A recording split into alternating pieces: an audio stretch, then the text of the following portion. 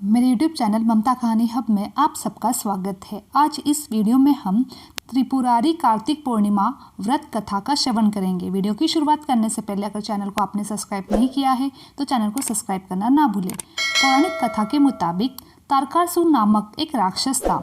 उसके 3 पुत्र थे, तारकक्ष, कमलाक्ष और बिंदुमानी। भगवान शिव के बड़े पुत्र कार्तिकेय ने तारकासुर का वध किया। अपने पिता की हत्या की खबर सुन तीनों पुत्र बहुत दुखी हुए। तीनों ने मिलकर ब्रह्मा जी से वरदान मांगने के लिए घोर तपस्या की। ब्रह्मा जी तीनों की तपस्या से प्रसन्न हुए और बोले, मांगो, क्या वरदान मांगना चाहते हो। तीनों ने ब्रह्मा जी से अमर होने का वरदान मांगा, लेकिन ब्रह्मा जी ने उन्हें इसके अलावा कोई दूसरा वरदान मांगने को कहा। तीनों ने मिलकर फिर सोचा और इस बार ब्रह्मा जी से 3 अलग नगरों का निर्माण करवाने के लिए कहा, जिसमें सभी बैठकर सारी पृथ्वी और आकाश में घुमा जा सके।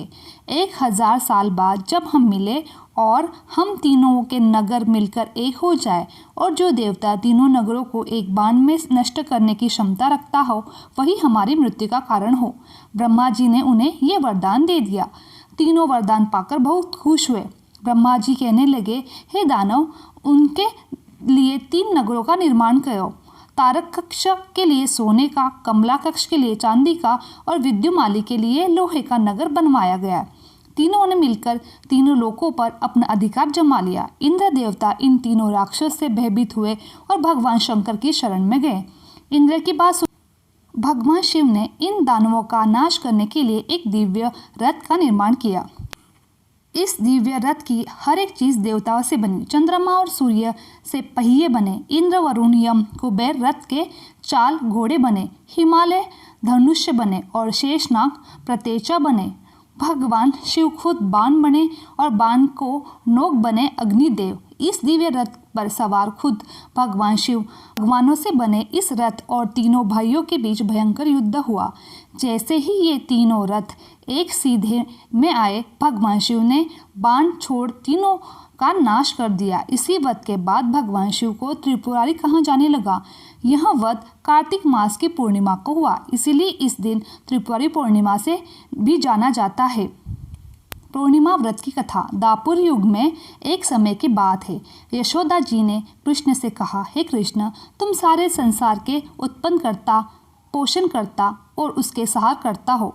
कोई ऐसा व्रत मुझसे कहो जिसके कारण मृत्यु लोक में स्त्रियों को विधवा होने का भय न रहे तथा यह व्रत सभी मनुष्यों की मनोकामना पूर्ण करने वाला हो। श्री कृष्ण कहने लगे, हे माता, तुमने अति सुंदर प्रश्न किया है। तुमसे ऐसे ही व्रत का सविस्तर कहता हूँ। सौभाग्य की प्राप्ति के लिए स्त्रियों को 32 पूर्णिमासी का व्रत करना चाहिए। इस व्रत को करने से स्त्रियों को सौभाग्य की प्राप्ति होती है। यह व्रत अचल सौभाग्य को देने वाला, भगवान शंकर के प्रति मनुष्य मात्र की भक्ति बढ़ाने वाला। यशोदा जी कहने लगी, श्री कृष्ण, सर्वप्रथम इस व्रत को मृत्युलोक में किसने किया था, इसका विस्तार पूर्वक वर्णन करो। श्री कृष्ण जी कहने लगे, इस भूमंडल पर एक अत्यंत प्रसिद्ध राजा चंद्रहास से पालित अनेक प्रकार के रत्नों से परिपूर्ण कार्तिका नाम की एक नगरी थी। वहाँ धनेश्वर नाम का एक ब्राह्मण था। उसकी स्त्री अति सुशील रूपवती थी। दोनों ही उस नगर में बड़े प्रेम के साथ रहते थे।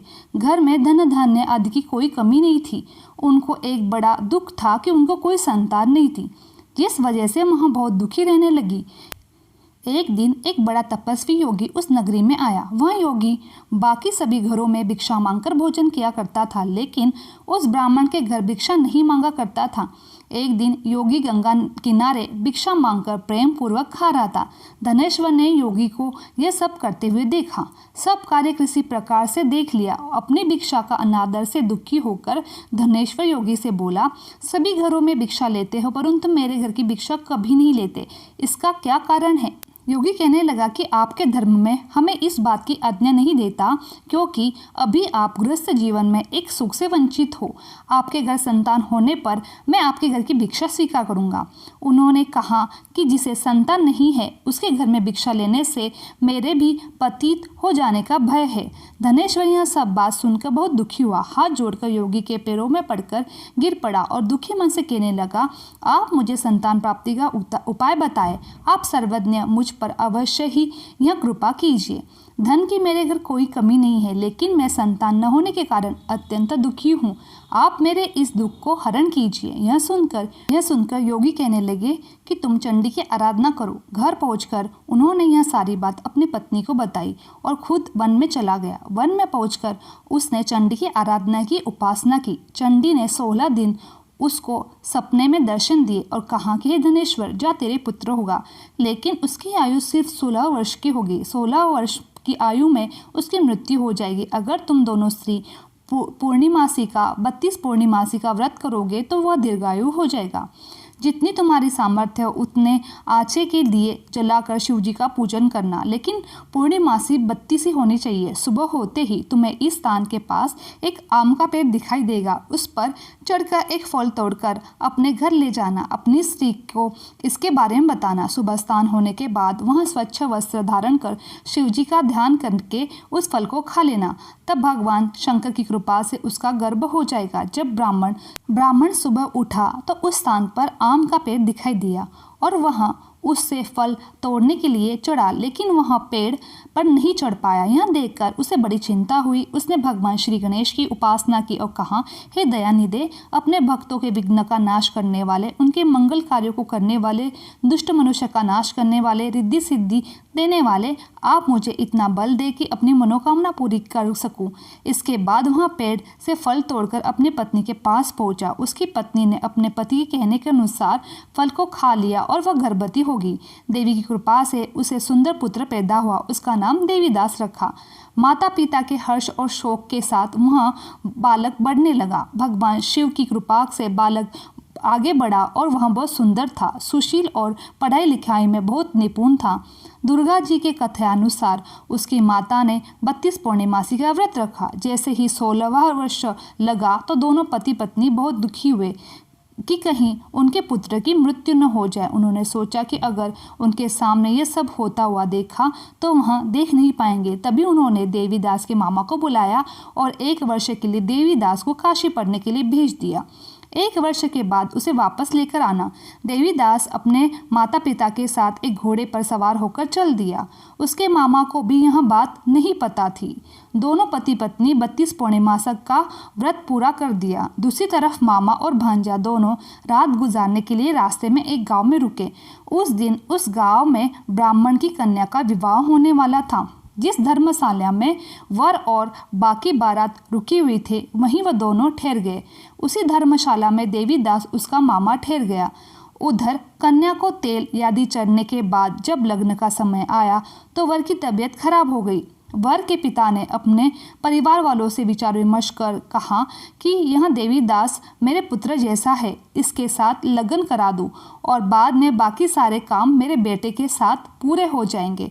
ऐसा कहने के बाद वर के पिता देवीदास को मांगने के लिए उसके मामा के पास गए और उन्हें सारी बात बताई। मामा ने कहा कि कन्यादान में जो कुछ भी मिलेगा वो हमें दिया जाएगा। वर के पिता ने ये बात स्वीकार कर ली। इसके बाद देवीदास का विवाह कन्या के साथ संपन्न हो गया। इसके बाद वह अपने पत्नी के साथ भोजन न कर सका और मन में विचार करने लगा कि न जाने यह किसकी पत्नी होगी। यह सोचकर उसकी आंखों में से आंसू आ गए। तब वधू ने पूछा कि क्या बात है, आप उदास क्यों हैं? तब उसने सारी बातें पत्नी को बता दी। तब कन्या कहने लगी, यह ब्रह्म विवाद के विपरीत है। आप मेरे ही पति हो, मैं आपकी पत्नी हूँ, किसी अन्य की नहीं। तब देवीदास ने कहा, ऐसा मत करिए क्योंकि मेरी आयु बहुत कम है, मेरे बाद आपका क्या होगा? लेकिन उसकी पत्नी नहीं मानी, बोली, स्वामी आप भोजन कीजिए। दोनों रात में सोने के लिए चले गए। सुबह देवीदास ने पत्नी को 4 नगों से जड़ी एक अंगूठी दी और एक रुमाल दिया और बोला कि हे प्रिय, इसे लो और संकेत समझकर स्थिर चित्त हो जाओ। मेरे मरण और जीवन जानने के लिए एक पुष्प वाटिका बना लो, उसमें सुगंधित वाले एक नवमल्लिका लगा लो, उसको प्रतिदिन जल सींचा करो, आनंद के साथ खेलो कूदो। जिस समय और जिस दिन मेरा प्राण चले जाएंगे उस दिन यह फूल सूख जाएंगे। जब यहाँ फिर से हरे भरे हो जाएंगे तो जान लेना मैं जीवित हूँ। यह समझाकर वह वहाँ से चला गया। इसके बाद जब वर और बाकी बारात मंडप में आए तो कन्या ने उसे देखकर कहा कि ये मेरा पति नहीं है, मेरे पति वह हैं जिसके साथ मेरा रात में विवाह हुआ था। इसके साथ मेरा विवाह नहीं हुआ है। अगर यहाँ वही है तो बताए कि मैंने इससे क्या दिया है और साथ ही कन्यादान के समय को आभूषण मिले हैं उन्हें दिखाए। कन्या की ये सारी बात सुनकर वह कहने लगा कि यह सब नहीं जानता। इसके बाद बारात अपमानित होकर लौट गई। भगवान कृष्ण बोले, माता, इस प्रकार देवीदास काशी चला गया। कुछ समय बीत गया और एक सर्प उसको डसने के लिए वहां आया, लेकिन वह उसको काट नहीं पाया क्योंकि उसकी माता ने पहले ही 32 पूर्णिमासी का व्रत कर लिया। इसके बाद खुद काल वहां पहुंचा। भगवान की कृपा से तभी वहाँ माता पार्वती और भगवान गणेश आ गए। देवीदास को मूर्छित दशा में देखकर माता पार्वती ने भगवान शिव से प्रार्थना की, महाराज, इस बालक की माता ने पहले ही 32 पूर्णिमासी का व्रत पूरा कर लिया है, इसके प्राण दे दीजिए। भगवान शिव ने माता पार्वती पे कहने पर उसे प्राणदान दे दिया। उधर उसकी पत्नी उसके काल की प्रतीक्षा कर रही थी। उसकी पत्नी ने जाकर देखा तो पुष्प और पत्र दोनों ही नहीं है। उसको बहुत आश्चर्य हुआ और जब उसने देखा कि पुष्प वाटिका फिर से हरी हो गई है, वह समझ गई कि उसका पति जिंदा है। इसके बाद वह बहुत ही प्रसन्न होकर अपने पिता से कहने लगी कि मेरे पति जीवित थे, उनको ढूंढिए। जब 16 वर्ष व्यतीत हो गया तो देवीदास अपने मामा के साथ काशी चल दिया। इधर उसकी पत्नी परिवार वाले उसे ढूंढने के लिए जा रहे थे। उन्होंने देखा कि देवीदास और उसका मामा उधर ही आ रहे हैं। उसको देखकर उनके ससुर बहुत प्रसन्न हुए, उसे अपने घर ले आए। कन्या ने भी उसे पहचान लिया। देवीदास इसके बाद अपने पत्नी और मामा को लेकर वहां से चल दिया। उसके ससुर ने भी उसको धन दहेज दिया। जब वह अपने घर की तरफ चल रहा था तो उसके माता पिता को लोगों ने खबर दी कि तुम्हारा पुत्र देवीदास अपनी पत्नी और मामा के साथ आ रहा है।